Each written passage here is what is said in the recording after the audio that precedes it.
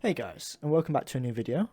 Apologies for the wait, but now we got a new ban list, so we got a new variant of Burning Abyss. So we got more of a budget-friendly variant, but it's more to have fun at locals than to compete in LCSs and stuff like that.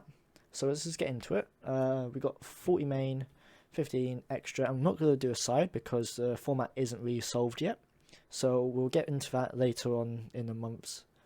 So we have 3 tour guide and then 2 rhino.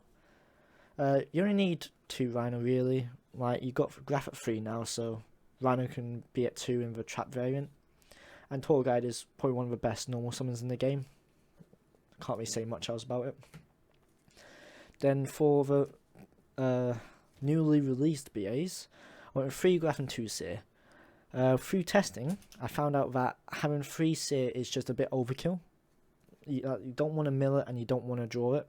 It's only there for making sure you don't mill it for the first Dante mill, and it's not too bad drawing it at gate or turn 3 where you can start getting your resources back, but turn 1 is just a dead card. And then with the other Burning Abyss we've got 2 Farther, 2 Scum, 1 Libic and 1 Barber. With this you could also play a Cow Cab or an Alec if you want, but I feel that this ratio is enough for me, and never just cut the Barbar. It is so strong, just getting an extra 900 damage in here and there, and you can actually loop it with Seer or Beatrice, so just keep on doing them 900s and you will just kill your opponent very easily, especially in time. Then we've got 2 Batjack. The reason I'm playing 2 over 1 is the amount of traps I'm playing in this list. You might think I'm crazy, but with this, you're gonna hit a trap. If you don't, you're just unlucky. You really are, because for the amount of traps you play in this, you're gonna hit at least one. Now this is what I meant where I said I want to be a little more fun, for like mess around at locals but also do well. I'm playing a rank up magic Astral Force.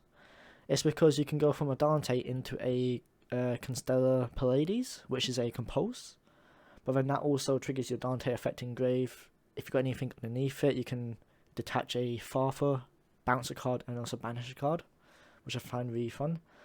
And it's just a very shiny bit of cardboard, basically. It's just nice. Then for the last spells, we've got 1 Foolish, 1 Duster. You don't even need to play either of these. Like, you could just play, maybe, you can probably just keep the Foolish and that's it. You can even cut these. These are just my personal picks. I've also seen a lot of Allures and Pot of Avarice, which are both sound choices, but I don't think we've got enough darks in this list to warrant playing Allure, and Pot of Avarice is just not a starter card, it's more as a win more card. So depends on how your list ends up. Maybe consider them, but in this list we don't play them. Then we got into the key traps. We got 3 Dynamiscus, spot removal, 3 Griefing, just deal with their graveyard, and then also get extra pluses by sending a Batjack to get another trap, send a Scum to get a tour guide, send a Graph to then get a Seer, start the loops. It is a very versatile card. 3 Imperm as our only hand trap because it's a trap we can get with Trap Trick, and it's not the worst card in the world. It also helps against VFD if we have to deal with it. We've got 3 Trap Trick because of the amount of traps you play. And then we've got 6 more traps in here, which I think are all cuttable. I mean, you can change them out for things like Warning Point, Ice Dragon's Prison, I think. I would play them, but just don't have them at the moment. So I'm playing 2 Lost Wind, 2 Karma Cut, and then 2 Far Lake. Like these you can cut, but I just like the versatility of having just a good assortment of bits of interruption. Because at one point I remember hearing from someone saying you'd rather have 3 different traps instead of 3 of the same traps, just so you can have the versatility of, okay, your opponent does this, I've got these 2 which can counter it, but then if they have this, then I've got this one to counter that, instead of saying, oh, I lose to 1 card, or I just can't play through this card. So that was the 40 card list. It's quite generic other than like the rank up magic and then the last 6 traps, but with this deck you can kind of just play it how you want. You can just change the 6 traps for things like more hand traps. You can change up the rank up magics and all that for draw cards, extenders, even things like kaijus. You can do a lot with Banlist in this format at least. So we got 2 Dante, kind of like normal. We've got the 1 Levier, got the Pallades for the rank up magic, got the Beatrice, and we've got the Zeus. And sorry to say, but if you're playing this deck, you need a Zeus. So it's something which you have to have. Any budget players, just save up. I can't really say much else other than just save up for a Zeus. It's not that expensive now.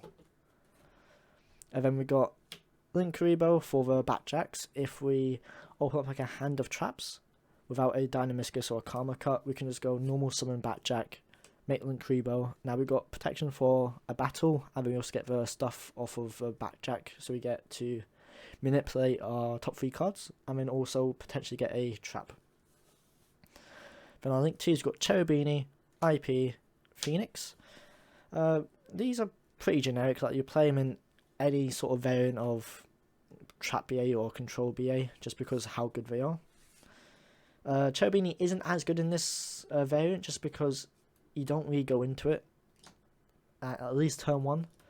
Turn 2 is a nice card to go into off your second tour guide or your tour guide search off a Scam, so you can just get more BAs on field to swarm, but other than that, it's just not that good.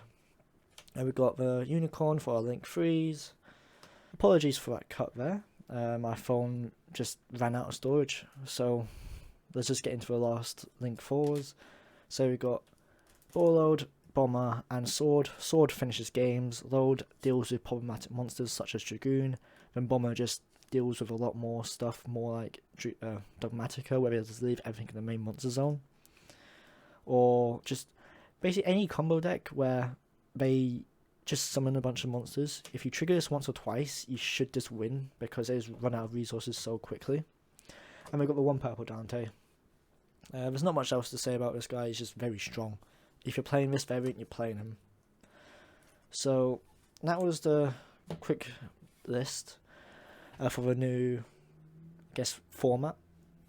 There's a few things I would change with it if I had the cards available, but right now this is a fun little deck to take to locals and then just win a lot of games, just because traps are good now. And there's not much else to say about that. Traps are good, and then seeing Dante is just a good loop.